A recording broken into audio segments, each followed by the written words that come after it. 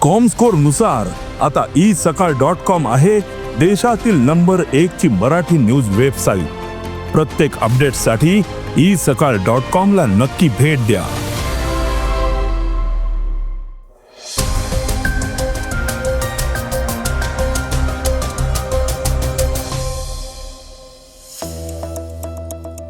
महाराष्ट्रातील आउटसोर्सिंग संस्थांना कडक इशारा देण्यात आलेला आहे. चीननं भारतीय सीमेपासून काही अंतरावर अणु चाचण्या केल्या आहेत. तर फॉर्म 16 आणि 26AS चे क्रमांक बदलले आहेत. अंगणवाडी कर्मचाऱ्यांचं मानधन थकलंय. तर राज्यसभेच्या 37 जागांसाठी 16 मार्च रोजी निवडणूक होणार आहे. ऑस्ट्रेलियाच्या कामगिरीवर रिकी पॉन्टिंग यांनी नाराजी व्यक्त केली आहे. पर्यावरण रक्षणासाठी जॅकी श्रॉफ पुढे आले आहेत. या बातम्या आपण आजच्या पॉडकास्टमध्ये ऐकणार आहोत. नमस्कार, मी गौरी कुबेर. आज 19 फेब्रुवारी वार गुरुवार. तुम्ही ऐकत आहात देशातील number 1 Marathi news website isakal.com चं पॉडकास्ट. पॉडकास्टची पहिली बातमी आहे सार्वजनिक आरोग्य विभागाची. सार्वजनिक आरोग्य विभागातल्या आउटसोर्सिंगद्वारे सेवा देणाऱ्या संस्थांनी नियमांचं उल्लंघन केलं तर आता त्यांच्यावर कडक कारवाई होणार आहे. आवश्यक झालंच तर ब्लॅकलिस्ट करण्याचा इशारा आरोग्यमंत्री प्रकाश आबिटकर यांनी दिलाय. CT scan, MRI, dialysis, X-ray, रक्त तपासण्या, 108 आपत्कालीन सेवा, मनुष्यबळ, आहार आणि स्वच्छता सेवा आदी सुविधा या खासगी संस्थांमार्फत दिल्या जातात. या संस्थांनी कर्मचाऱ्यांना नियमानुसार वेतन देणं, रुग्णांना सकस आहार आणि दर्जेदार सेवा देणं बंधनकारक असल्याचं त्यांनी स्पष्ट केलं. जिल्हा शल्यचिकित्सक आणि जिल्हा आरोग्य अधिकाऱ्यांनी 15 दिवसात तपासणी अहवाल सादर करावा. दोषी आढळल्यास संबंधित संस्थांची बिलं थांबवून दंडात्मक कारवाई किंवा करार रद्द किंवा ब्लॅकलिस्ट करण्याचे निर्देशही देण्यात आले आहेत. तसंच गैरप्रकारांना पाठीशी घालणाऱ्या अधिकाऱ्यांवर सुद्धा कारवाईचा इशारा देण्यात आलेला आहे. या बैठकीत सिकल सेल ॲनिमिया, क्षयरोग, मलेरिया निर्मूलन आणि माता मृत्यूदर कमी करण्याच्या मोहिमांचा आढावा घेण्यात आला.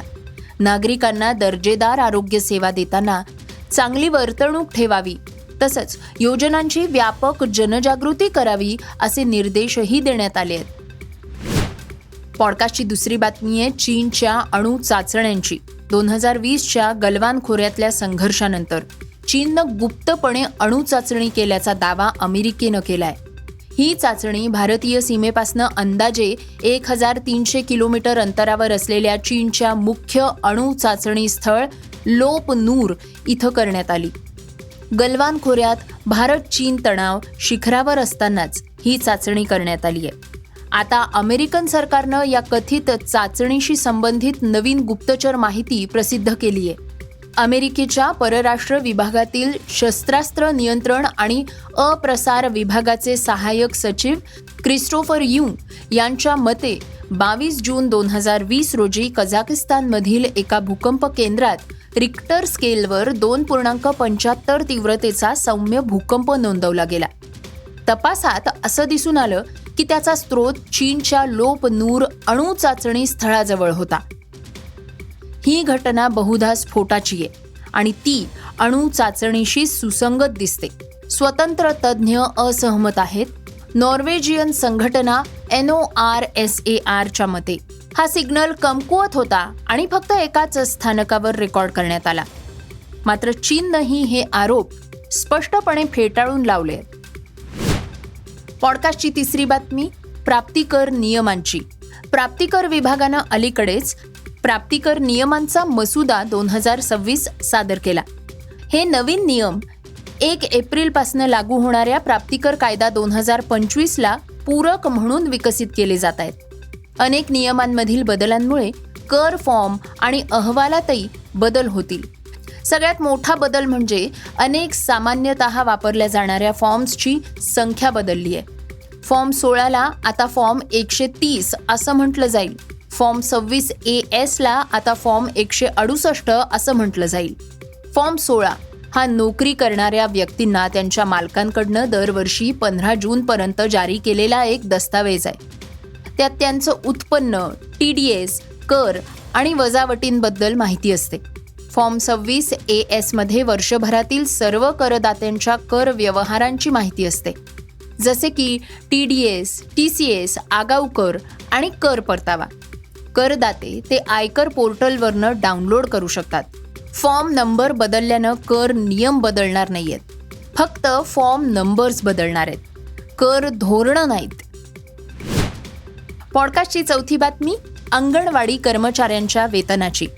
राज्यातील सुमारे 2 लाख अंगणवाडी कर्मचाऱ्यांचं डिसेंबर महिन्यापासूनचं केंद्र सरकारकडलं मानधन हे अद्यापही मिळालेलं नाहीये, असा आरोप महाराष्ट्र राज्य अंगणवाडी कर्मचारी संघानं केलाय. या संदर्भात मुख्यमंत्री, उपमुख्यमंत्री तसंच महिला आणि बालविकास विभागाकडे निवेदनही देण्यात आलेलं आहे. थकीत मानधन हे तातडीनं देण्याची मागणी करण्यात आलेली आहे. मानधन मिळालं नाही, त्यामुळे अनेक अंगणवाडी सेविका आणि मदतनीस आर्थिक अडचणीत सापडलेल्या आहेत. कुटुंब चालवणं कठीण झालंय, असं संघटनेनं म्हटलंय.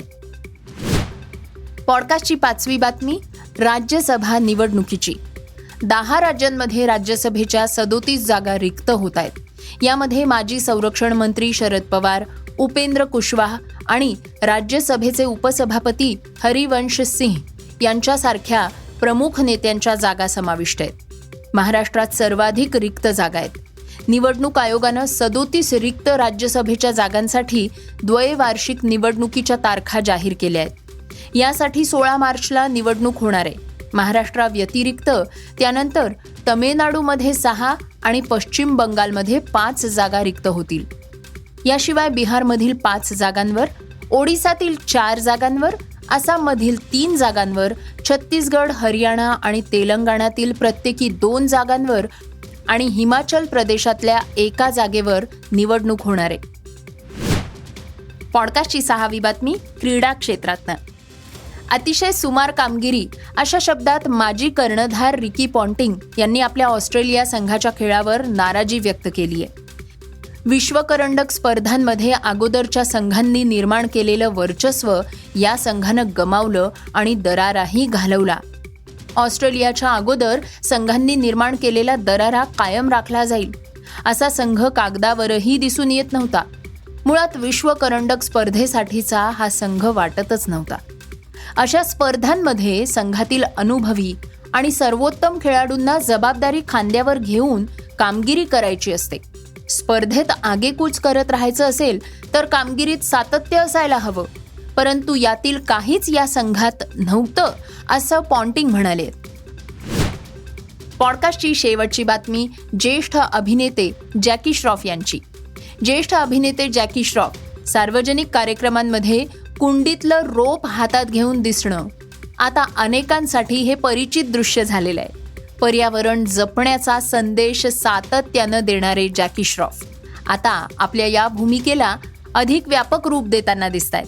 पर्यावरण संरक्षण आणि शाश्वत भविष्य यासाठी त्यांनी मिट्टी की आवाज या नव्या उपक्रमाची सुरुवात केली आहे.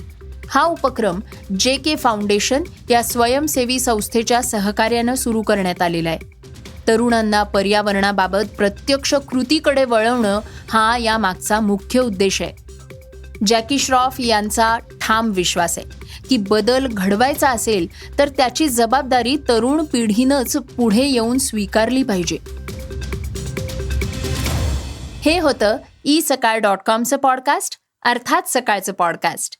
हे पॉडकास्ट तुम्हाला कसं वाटलं आम्हाला जरूर कळवा. याला रेटिंग द्या आणि इतरांना सुद्धा रेकमेंड करा. तर आपण आता उद्या पुन्हा भेटूयात. धन्यवाद. Script and research Vrushal Karmarkar.